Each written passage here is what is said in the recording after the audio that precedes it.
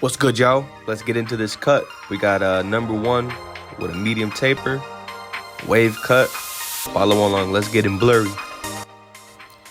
Here I'm gonna start off with my comb just to lift up the waves off his scalp. That way I can cut it all evenly with the number one guard. Now you see I'm starting at the crown with the clipper open. That's to keep the crown area as dark as I possibly can. Closing the lever, and we're just going around the head evenly with an equal amount of pressure all the way around. Not digging too much into the scalp.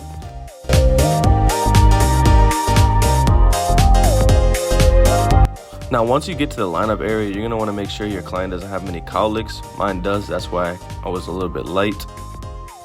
Here we are putting in the bald line in an arch-like shape, just to make sure that fade just bursts.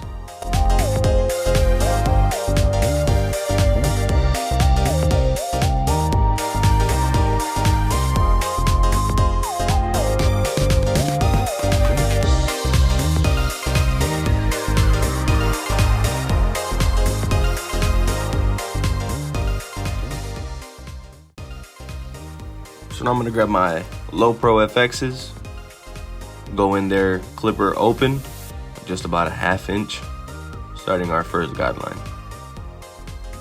Now as you see, I'm using the corners of the blade, that way I'm not making too straight of a guideline, but still going up a decent amount.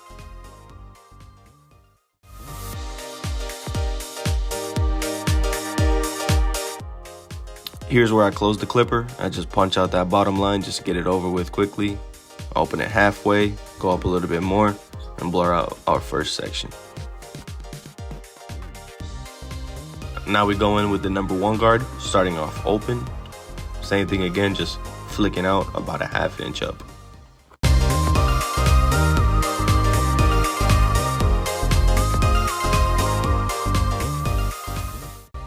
Now here you'll see me stretch the skin with my thumb. That's just to make sure I'm getting everything to an equal length that I wanted to. That way the fade comes together nicely. So now I've got the clipper closed and I'm just going up, flicking out that area. And you can see the fade is coming together nicely so far.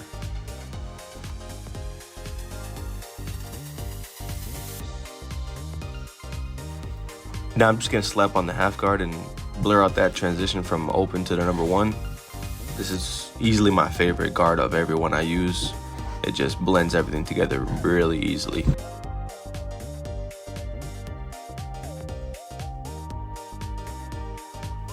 Now I'm gonna slap on my number two guard because as you can see, upwards towards the parietal ridge, it's a little dark, so I'm just scooping out little by little just to get that transition a little bit more blurry than it was before.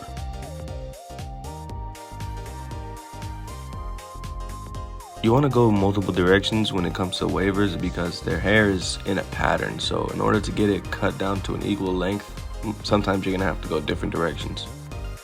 So now I got on the 1.5, just blending between 1 and the 2, just once again smoothing out that transition. That way we get a nice blurry taper.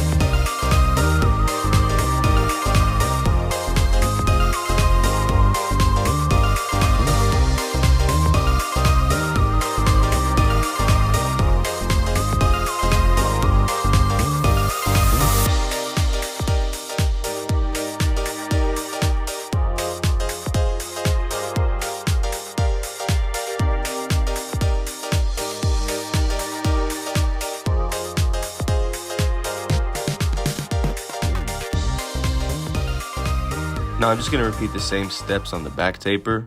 I'm going to speed it up just because you guys can see the process come together. Enjoy.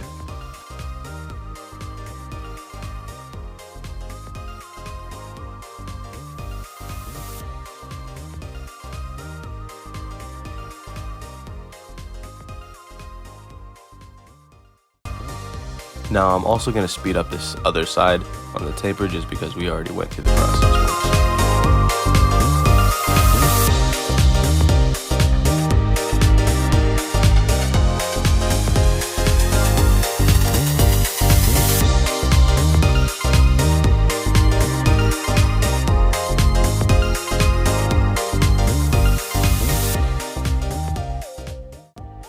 Now I'm adding some spritz before we do the lineup. Starting in the middle, We're working side by side. We're gonna go middle to right to begin with, making sure we're not digging too far, just to the perfect length. Now it's funny because a lot of people that aren't barbers are gonna say I'm pushing him back right here, but if you were here looking at his hairline, you would see that his hairline starts almost above where I'm starting his lineup. That's how it works with wavers. They're laying their hair down. Most of the time it goes past their natural line.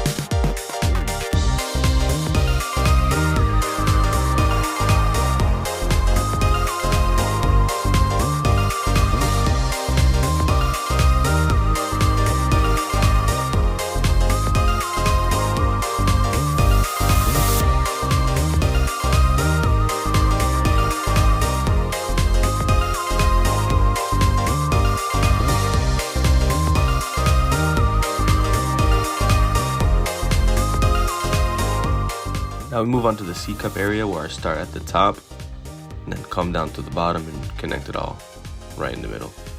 Not pushing it back, but creating an equal shape. Perfect for a C-cup.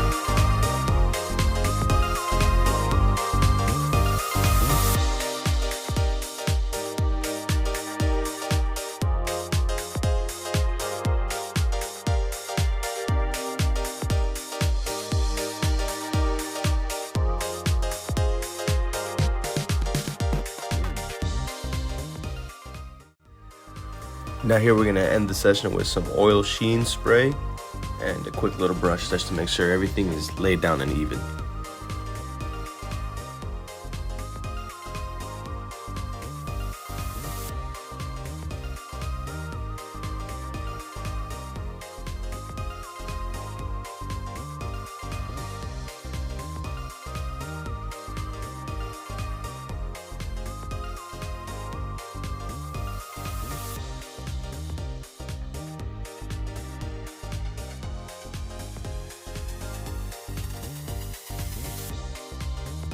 When it comes to brushing with wavers, you really want to follow the exact pattern that they themselves have been brushing in.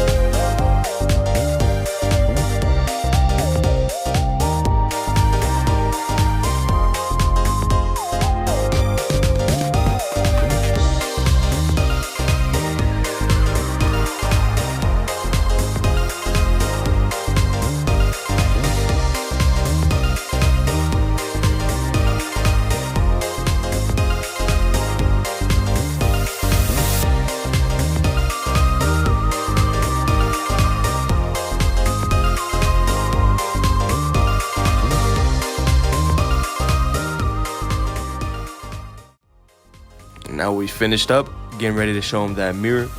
Obviously he's gonna like it because, you know, I'm blended by Dev.